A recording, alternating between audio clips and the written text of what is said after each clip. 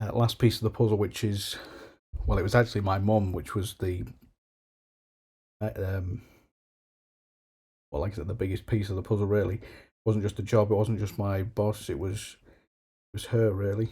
Um, I think that's where a lot of my depression came from because she was shouting at me to get a job, and I wanted a job. This section is more explained fully in the first section, but she was yelling at me to get a job, and I took all my savings out because I thought I might as well use them. That's what they're there for. I'd saved up quite a bit in my account. I'd finished like, uh, I got my last wage, it was like maybe 1,600 plus the money box. So I was on like 3 grand. I had like, I had 3K in a stocks and shares ISA. That all went. Well, that was because, well, I mean, I'd reduced all my spending down, but I noticed she didn't. But she was um, creating this narrative that she was poor and that she was just making ends meet. And so I was, taking money out of my savings, trying to provide for her. And I realised that she didn't need any of it. She was just like shouting at me, sort of almost demanding this money off me, and that kind of broke me when I realised that she doesn't need it at all. Mm. Again, it's explained in the first video, but now I've just got like not really much to show for it, and I realised the damage she'd done. Well, yeah, she was only really interested in herself, but it was kind of tough to actually realise that and how much damage she'd actually done to me over the years. Not like abusive, but just pure neglect. Um, and I mean, looking back, it all makes sense.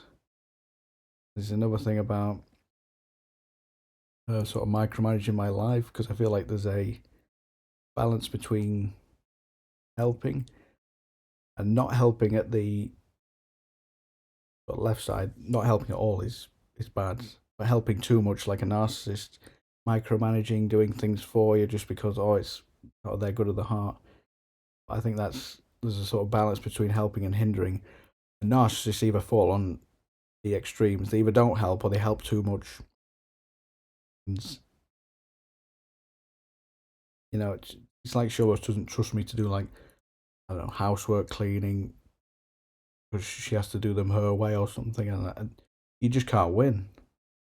And it's like she doesn't even trust me to do that the most basic things. But I mean, I've gotten to this point and I've done quite a bit of stuff. I mean, it was, but yeah, it's explained in the first sort of video and about the gifts I've tried to sort of give her, and but she didn't even thank me for them. And she just sort of sits on there playing a game. She has no interest in my life whatsoever. Hobbies, any like sort of uses me for money really. Um, Figuring it out. I mean, and I'm sort of over it now. The main goal is just to get enough money to not live here anymore. You can sort of, I don't know. I mean, I still like her, but I mean, I don't resent her, but it's almost like she doesn't see the damage she's done herself, which is slightly infuriating.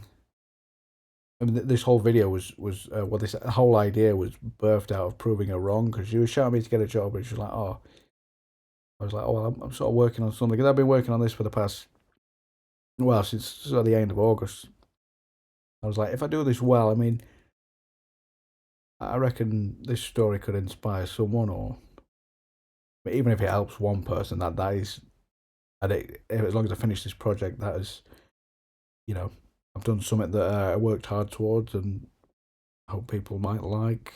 Um, But yeah, I realized that she doesn't even give me that there's no emotion, like emotional needs that were met in this relationship,